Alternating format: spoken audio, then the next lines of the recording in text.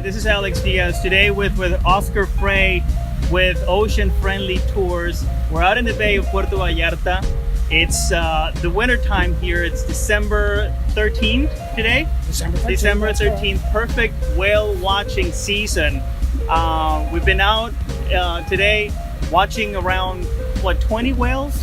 28 whales. Yes. Yeah, 20 whales. And part of the reason why we decided to come and participate in this adventure with Oscar was because of his vast experience and passion about whales. So he's going to tell us a little bit more about his experience, the obstacles that he faced when he started, the dreams that he had when he was a kid, and where the company is going. Go ahead, Oscar. Well, first of all, thanks, Alex, for giving me this opportunity to broadcast some of what I do, because a very important part of whale watching in my life is to share my findings and share my experience. Now, I started this at the age of 7. My first whale watching experience was in the San Juan Islands during a summer camp activities, and we were canoeing in the canals and the straits of the islands, and this pod of orcas came to us right next to the canoe, and my first reaction to just jump overboard, trying to touch these orcas. Of course, as a boy born in Mexico, used to tropical weather, I never thought it was going to be almost hypothermic conditions, but that was a wake-up call for me. So I didn't stop whale watching starting that same day. Next morning, I had stolen my monitors, my counselors, binoculars to be on the dock looking for whales, and then being on the boats looking for whales. And well, one thing led to another. So you've always been attracted to animals. I've always been attracted to, animals in general, yes. But why whales? Well, the reason is very simple, can be humoristic, but I was badly nearsighted. The size of a whale was about anything that I could really see. So I was drawn to whales because I could really appreciate them. The other smaller animals, well, I couldn't see that much of it. And whales, for me also, since they interact a lot with humans, and I've been around boats a lot, well, you get to interact a lot with them. And I noticed that as much as I was interested in whales, the whales were interested in the boats as well. And that created a very personal approach for these animals. I see. When you were started, when did you start the company? We started this company, well, actually, I had a company before. Me with my ex-wife, we started this company called Open Air Expeditions back in 1994. And the idea was to create a different approach to the natural attractions of Banderas Bay, including whales, including turtles, it was all educational oriented kind of tours to teach people about the richness of this area. For example, we would also do like botanical horseback rides to tell people about the importance of this semi-deciduous forest and so forth. And that's when we started whale watching also, to be able to collect data for scientific research, to be able to share our findings, and through the sales and the marketing of the tours, raise funds for conservation and research efforts.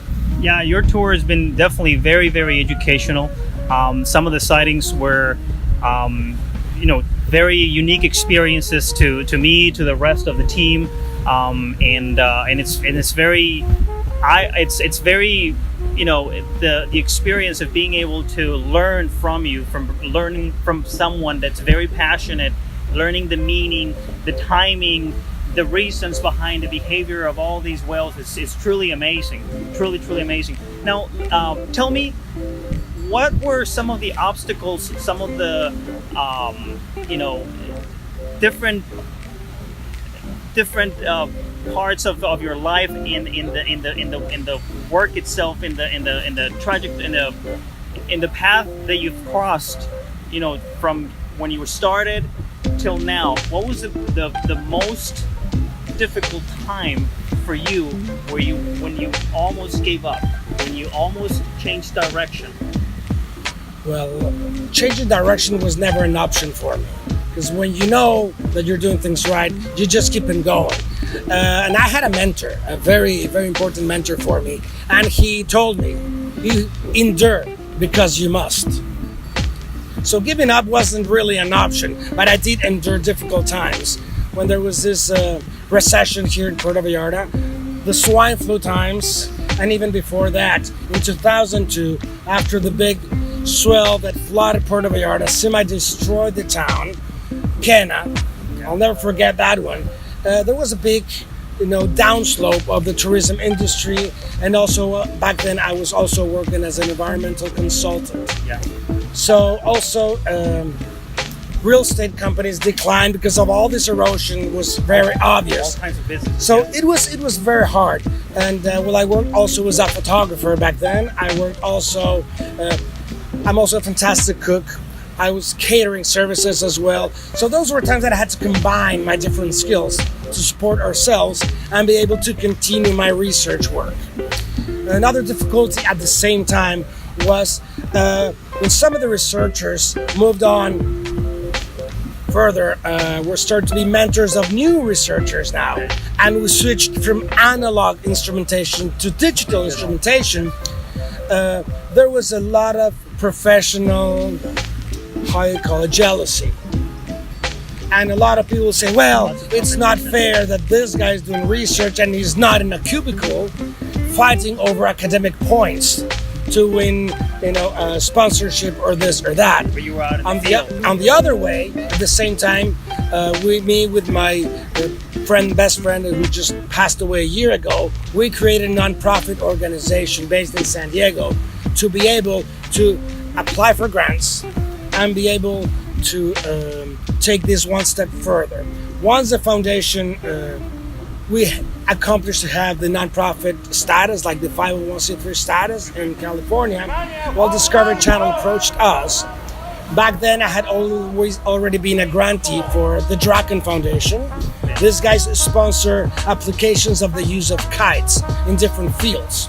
This was before drones, right? This is way before drones. So in 2004, I met the Drakon Foundation. That same winter, we started using kites to elevate that kind of heavy cameras above whales and document the behavior of the whales around the boats. My personal idea was, how can I document what am I doing around whales? Other people who had this jealousy about what we do, they were like, oh, they want to document us. They want to tell us how to do or how not to do things. No, the whole idea was, how can I have an observer above myself to know what I'm doing right, what am I doing wrong, how to be less invasive around whales. Right. And I discovered a lot of how they behave around boats. The maneuvers we did use today to approach the whales, we designed that by analyzing from an aerial perspective how whales maneuver around boats. Non-invasive procedures. And this technique is called kite aerial photography. So Discovery Channel approached us in 2010, told me, can we please make a segment on what you guys do around whales? And that was broadcasted in the Daily Planet program, the Daily Planet show from Discovery in Toronto.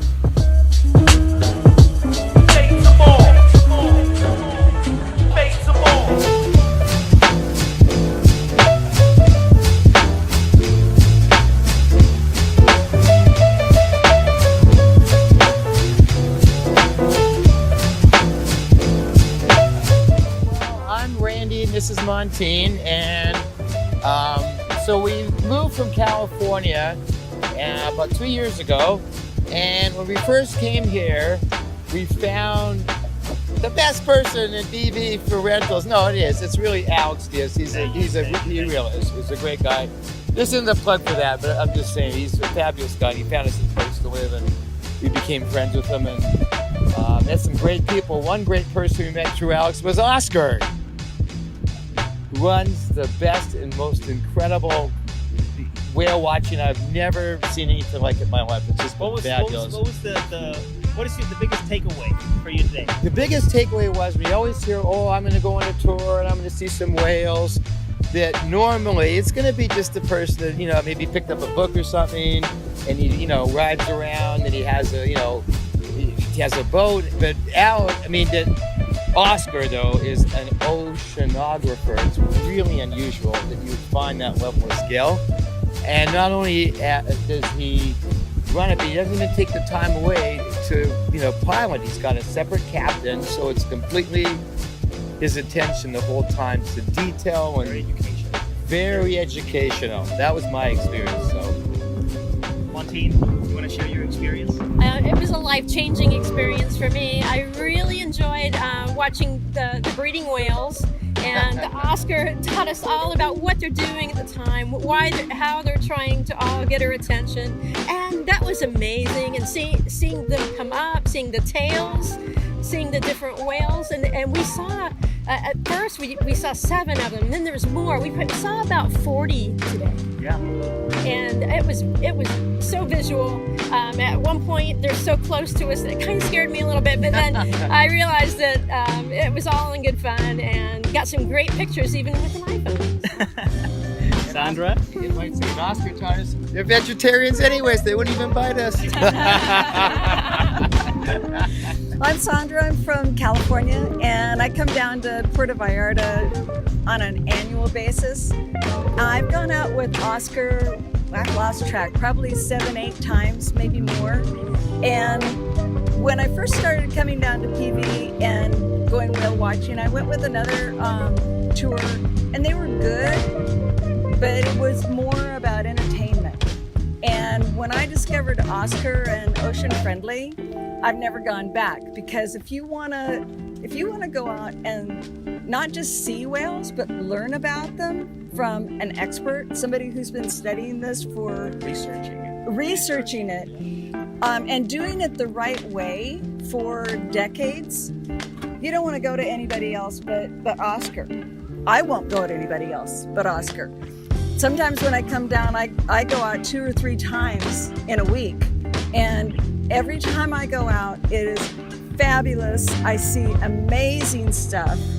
I learn something new every time I come. It's like, you know, I've heard Oscar do his beginning thing. I hear something new every time, you know, because he's continuing his research. He's very passionate about it. He's so passionate about it, and passionate about doing it the right way. Exactly. So I couldn't recommend Oscar and Ocean Friendly any higher. I mean, he's just. I wouldn't go anyplace else. What was your biggest takeaway from this tour? From this tour? Seeing the whales breaching. I mean, that's what I'm always.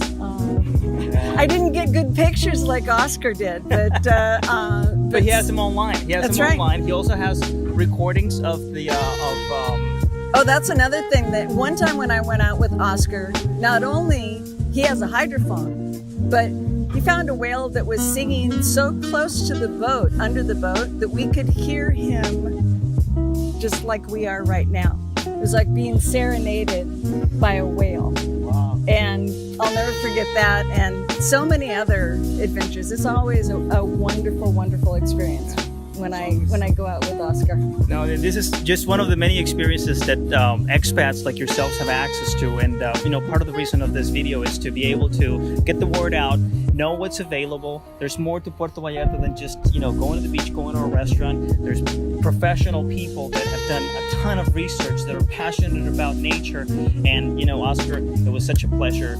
From the bottom of our hearts, we had an amazing experience. Thank you for sharing your knowledge, your time, and such a wonderful adventure. Thanks, Oscar. My And your pleasure, passion. guys. That was great. We had a whale of a time, certainly. We did. But it's always a teamwork. I mean, I'm the pretty face in front of it, yes, but there's a lot of people behind me supporting me. Tony and his family, the captain. I met Wonderful these people captain. 34 years ago, and so forth. Tony, you want to come up here real quick, just to say hi? Hey, Tony. This is the captain. There you go. So, Tony, amazing skipper. His father, amazing skipper. his grandfather, amazing skipper. We've known them for a long time. We're all family. It's a family-owned and operated business. And this benefits not only the research, but the local families. And that's the social part of it. Another member that's not here today who runs our social media, actually he translates our findings in natural science and translates that into social science. That would be Frey. Exactly. And that's very important so that people can understand without the technicians about technical language. Right. And natural science language, just translate it into civilians language. Right. How way people relate to each other so they can communicate that properly and go further. So people can really understand and we can really plant the seed of awareness, which is ultimately the goal.